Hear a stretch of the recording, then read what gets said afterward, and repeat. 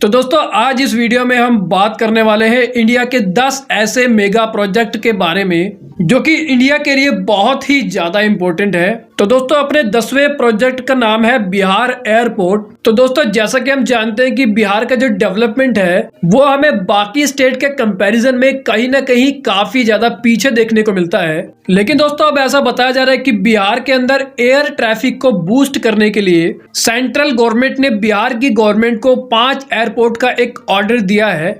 तो यानी कि अब आपको बिहार के अंदर एयरपोर्ट की जो संख्या है वो काफी तेजी से बढ़ती हुई दिखेगी। और ऐसा बताया जा रहा है कि बिहार में एयरपोर्ट के ओपन होने के कारण जब लोग बिहार में ट्रैवल करेंगे तो इससे बिहार की इकोनॉमी को भी काफी ज्यादा फायदा होगा। और ऐसा अनुमान लगाया जा रहा है कि बिहार में एयरपोर्ट के बन जाने के बाद बिहार के अंदर बाकी सेक्टर के अंदर भी हमें ग्रोथ देखने को मिल सकती है। और अगर बात करें अपने 9वें प्रोजेक्ट के बारे में तो वो है मणिपुर रेलवे स्टेशन। तो दोस्तों जैसा कि हम जानते हैं कि किसी भी देश या फिर किसी भी स्टेट में रेलवे कनेक्टिविटी का होना कितना ज्यादा इंपॉर्टेंट होता है। लेकिन जब 1949 में मणिपुर को भारत का हिस्सा बनाया गया था तो उसके कई सालों बाद तक भी मणिपुर के अंदर रेलवे कनेक्टिविटी हमें देखने को नहीं मिली थी। लेकिन कुछ समय बाद ट्रेन को मणिपुर के कुछ एरियाज में तो चलाया गया लेकिन पूरे मणिपुर को रेलवे की कनेक्टिविटी नहीं मिल पाई। और मैं आपको बता दूं कि मणिपुर एक काफी अच्छा टूरिस्ट प्लेस भी बन सकता है और इंडिया के अलग अलग पार्ट से लोग मणिपुर में जाना तो चाहते हैं लेकिन यहाँ पर कोई रेलवे कनेक्टिविटी अवेलेबल नहीं है।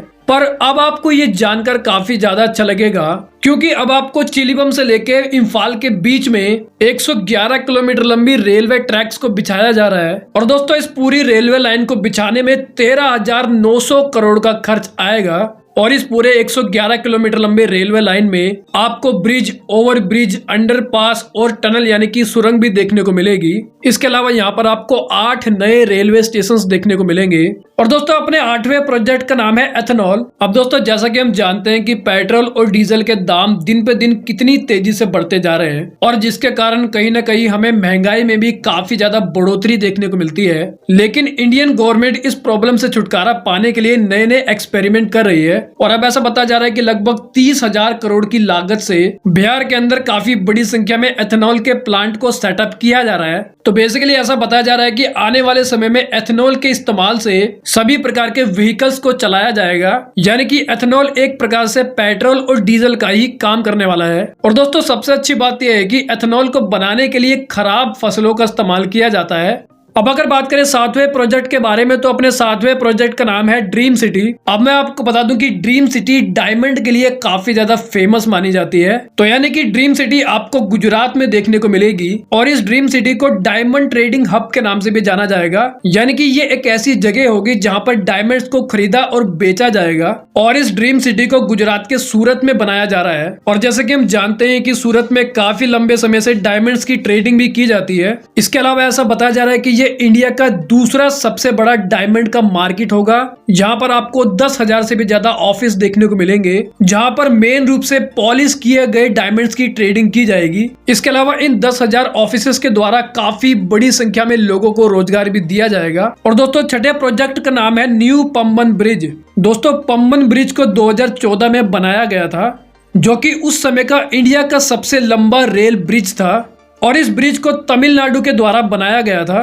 लेकिन दोस्तों उसके बाद 2019 में इस पंबन ब्रिज के अंदर काफी ज्यादा प्रॉब्लम देखने को मिलने लगी और 2019 के बाद इस ब्रिज को ठीक करने का काम भी किया गया। लेकिन अब ऐसा बताया जा रहा है कि इस पुराने पंबन ब्रिज को ठीक करने की बजाय अब न्यू पंबन ब्रिज को बनाने का काम काफी तेजी से जारी है। अब मैं आपको बता दूं कि इस ब्रिज की सबसे खास बात यह है कि ये पंबन ब्रिज एक वर्टिकल लिफ्ट ब्रिज है। यानी कि इस ब्रिज पर आपको एक वर्टिकल लिफ्ट देखने को मिलेगी। और दोस्तों ये लिफ्ट पानी के जहाज को रास्ता देने के लिए ऊपर चली जाती है और यही वर्टिकल लिफ्ट इस ब्रिज को काफी ज्यादा खास बना देती है। अब दोस्तों अगर बात करें इस न्यू पंबन ब्रिज की लंबाई के बारे में तो ये जो नया पंबन ब्रिज है ये आपको 2 किलोमीटर से ज्यादा लंबा देखने को मिलने वाला है।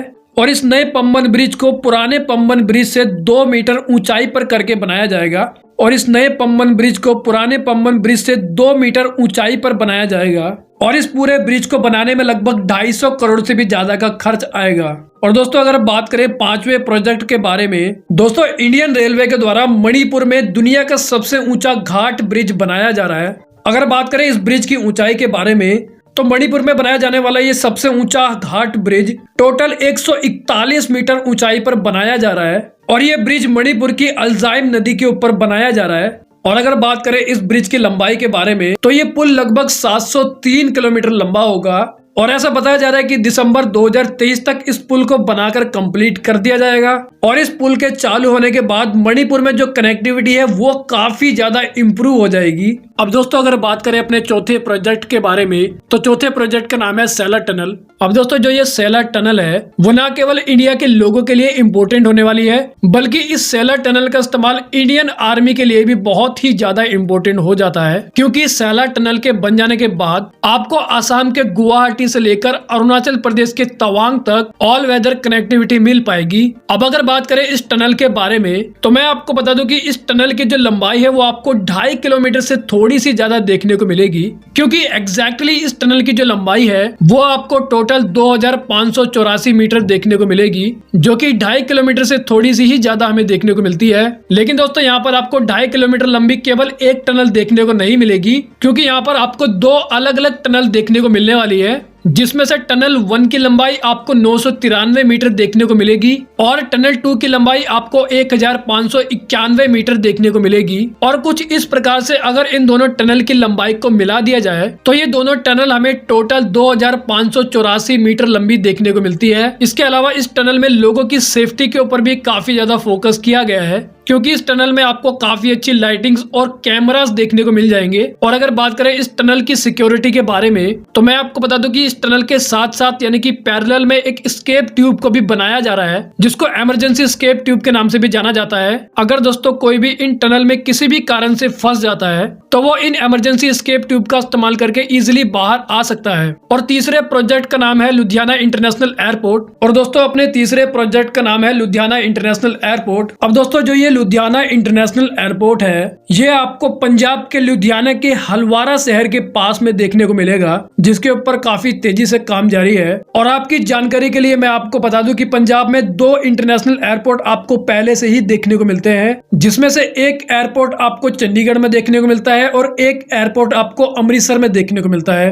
और लुधियाना में बनाए जाने वाले इस इंटरनेशनल एयरपोर्ट को भी अगर मिला लें, जो कि ऐसा बताया जा रहा है कि 2023 में ही बनकर कंप्लीट हो जाएगा, तो उसके बाद पंजाब में आपको टोटल 3 इंटरनेशनल एयरपोर्ट देखने को मिलेंगे। और लुधियाना इंटरनेशनल एयरपोर्ट को बनाने में लगभग 47 करोड़ का खर्च आएगा। और इस एयरपोर्ट पर आपको सभी प्रकार की एडवांस और मॉडर्न फैसिलिटीज भी देखने को मिल जाएगी। और दूसरे नंबर पे हमारा प्रोजेक्ट है किरतपुर मनाली 4 लेन हाईवे। तो बेसिकली जो लोग मनाली जैसे टूरिस्ट प्लेस को विजिट करना चाहते हैं तो उन सभी लोगों को जानकारी ये काफी ज्यादा अच्छा लगेगा। सबसे पहले मैं आपको बता दूं कि इस किरतपुर 4 लेन हाईवे को बनाने का जो काम है वो पंजाब और हिमाचल प्रदेश में काफी तेजी से किया जा रहा है। और इस किरतपुर मनाली 4 लेन हाईवे के बन जाने के बाद मनाली और चंडीगढ़ के बीच की जो कनेक्टिविटी है वो बहुत ही ज्यादा इंप्रूव हो जाएगी। अब दोस्तों मैं आपको बता दूं कि मनाली और किरतपुर के बीच में आपको ऑलरेडी एक 2 लेन हाईवे देखने को मिलता है, लेकिन दोस्तों जैसा कि हम जानते हैं कि मनाली एक काफी ज्यादा फेमस टूरिस्ट प्लेस है और इसी कारण किरतपुर और मनाली के बीच का जो अभी का 2 लेन हाईवे है, जिसको मनाली चंडीगढ़ हाईवे के नाम से भी जाना जाता है, 2 लेन हाईवे होने के कारण यहाँ पर जो ट्रैफिक है वो बहुत ही ज्यादा हो जाता है। और यही कारण है कि अब इस 2 लेन हाईवे को एक्सटेंड करके 4 लेन हाईवे में कन्वर्ट किया जा रहा है और इसी हाईवे को किरतपुर मनाली 4 लेन हाईवे के नाम से भी जाना जाएगा, जिसके कारण मनाली में टूरिज्म को और भी ज्यादा बूस्ट मिलेगा।